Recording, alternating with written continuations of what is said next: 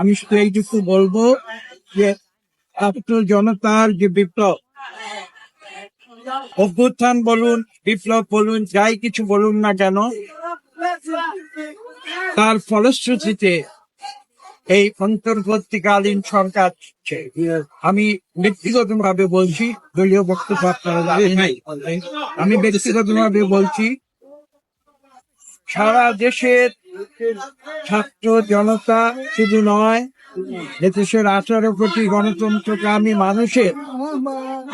ইচ্ছার প্রতিফলন হিসেবে এই দেশে একটি স্বৈরাচারী আওয়ামী লীগের আকারের বন্ধনের পরে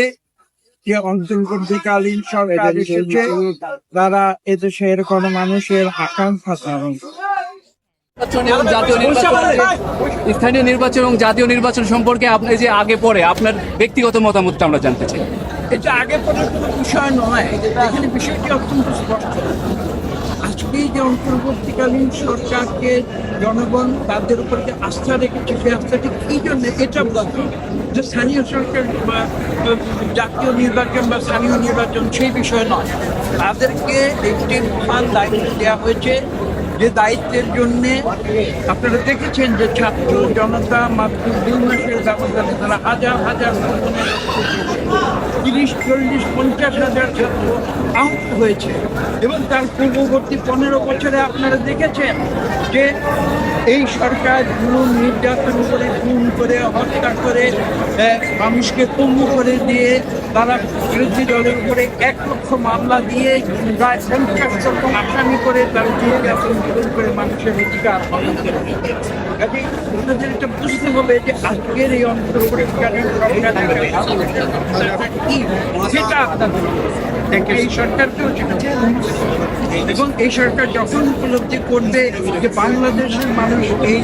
সরকারের উপরে আস্থা রেখেছে, তারা এই দেশে এটাই হচ্ছে এবং গণতন্ত্র আনতে হলে স্থানীয় সরকার, ইউনিয়ন বা সিটি কর্পোরেশন, এখানে একটি জনগণের সত্যিকার